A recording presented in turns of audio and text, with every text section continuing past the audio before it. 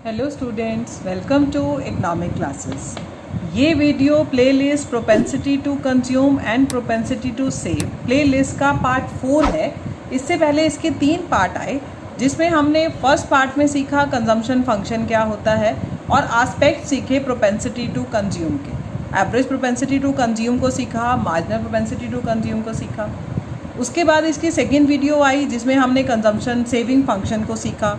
Third video आई जिसमें हमने propensity to save के आस्पेक्ट्स को सीखा कि मार्जिनल प्रोपेंसिटी टू सेव क्या होता है, एवरेज प्रोपेंसिटी टू सेव क्या होता है। तो आज हम इस वीडियो में इस प्लेलिस्ट का पार्ट 4 है। इसमें आज हम क्या सीखेंगे, derivation of saving curve from the consumption curve.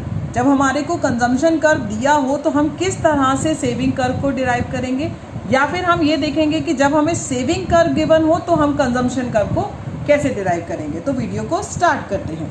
तो सबसे पहले हम डेरिवेशन कर रहे हैं, derivation of saving curve from consumption curve. Consumption curve से हम सेविंग कर्व की डेरिवेशन कर रहे हैं। वैसे आपको पता है कि कंजम्पशन कर्व और सेविंग कर्व जो है ये एक दूसरे के कॉम्प्लीमेंट्री कर्व है। ठीक है, consumption curve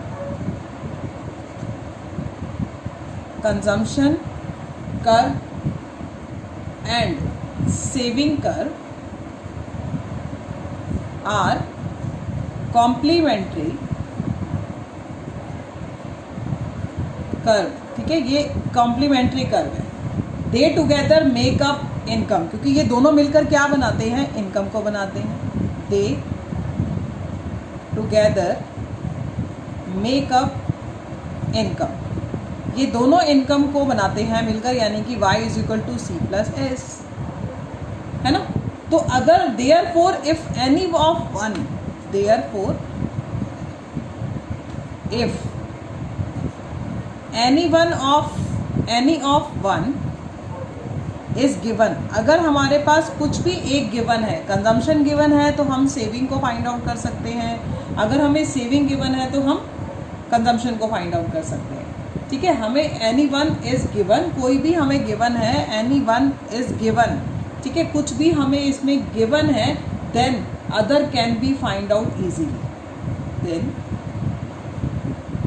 other curve can be find out easily. तो आप ध्यान से देखेंगे कि मैं किस तरह से कंजम्पशन कर्व के दिए होने पर मैं सेविंग कर्व को डिराइव करती हूँ। तो आप इसको देखेंगे, जिसको हम एक डायग्राम की हेल्प से कर रहे हैं। ये मैंने एक्सिस ड्रॉ करे, ये एक्स एक्सिस, यहाँ पर मैं इनकम को दिखा रही हूँ। ये वाई एक्सिस, यहाँ पर मैंने कंजम्पशन को दिखाया। और हमने सेविंग को डिराइव करना है तो हम ज़रूरी बात है सेविंग का कर्व भी यहाँ पर शो करेंगे। तो सबसे पहले आपको मैं एक बात बताऊं कि आपको पता है, ठीक है, ये हमारा इनकम, ये मैंने इनकम का 45 डिग्री का एक एंगल बनाया, और ये मेरा कंजम्पशन कर्व जो मुझे गिवन है, ये हमारा सी बार। अब हम इसकी हेल्प से क्या ड्रॉ करेंगे, सेविंग कर्व। ठीक है, सबसे पहले हमने क्या करा कि हमने फर्स्ट ऑफ ऑल ये 45 डिग्री की लाइन हमने बनाई। ठीक है, फ्रॉम द ओरिजिन। ठीक है, देन लोकेट द पॉइंट। हमने क्या करा कि सबसे पहले हमने ये 45 डिग्री की लाइन बनाई। उसके बाद ये हमारा कंजम्पशन कर्व जो हमें गिवन है। अब आपको पता है कि कंजम्पशन का कर्व कभी 0 से स्टार्ट नहीं होता है बच्चों, ये कहीं ना कहीं वाई एक्सिस से स्टार्ट होता है, क्योंकि कंजम्पशन कैन नेवर बी 0। तो मैंने इसको जहाँ से स्टार्ट किया वो सी बार, आपको पता है कि सी बार वो पॉइंट है वेयर इनकम इज़ 0।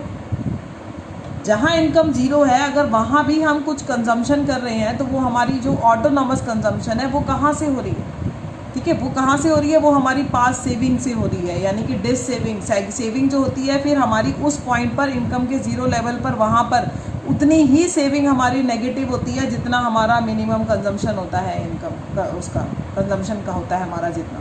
मान लो इनकम हमारी 0 थी, कंजम्पशन अगर हमारी 60 थी, तो मेरी सेविंग क्या निकलेगी, 0 - 60। तो यानी कि जो मेरा ये डिस्टेंस है, इतना ही इक्वल डिस्टेंस मेरा किसका होगा, डिस सेविंग का।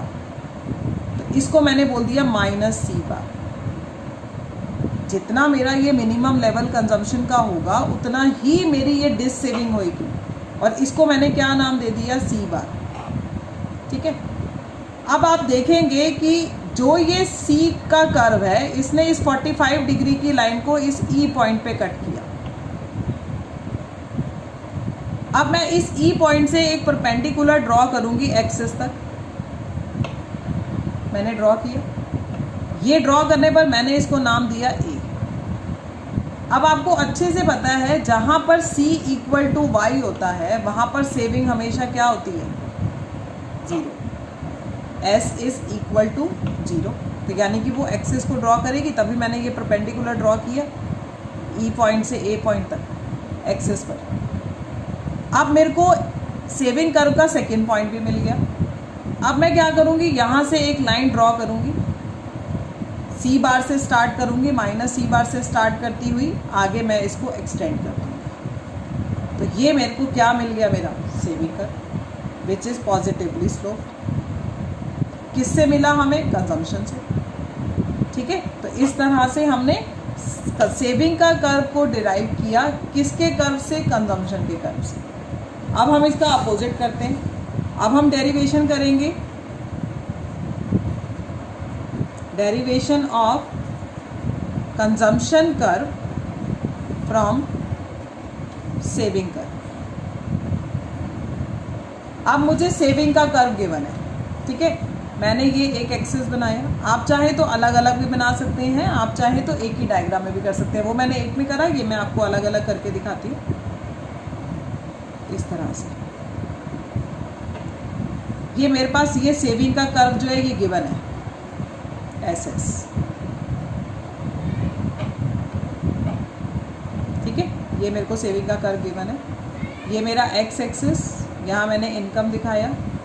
ये मेरा वाई एक्सिस, यहाँ पर मैं कंजम्पशन का कर्व डिराइव करूँगी। ये मेरा सेविंग यहाँ पर वाई एक्सिस पे, ये एक्स एक्सिस पे इनकम।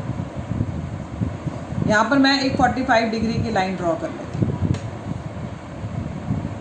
ठीक है, अब आप ध्यान से देखें, मेरे को ये सेविंग का कर्व गिवन है। अब मैंने क्या देखा कि जो मेरा ये सेविंग का कर्व है ये स्टार्ट हो रहा है माइनस सी बार से। ओ माइनस सी बार, ओ जो ये वाला एरिया है, आपको पता है ये वाला एरिया वो एरिया जहाँ पर इनकम का लेवल क्या है, 0। और जो ये नेगेटिव सेविंग है हमारी इनकम के 0 लेवल पर, ये वही नेगेटिव सेविंग है जितनी मैंने 0 लेवल इनकम पे कंजम्पशन करी होगी।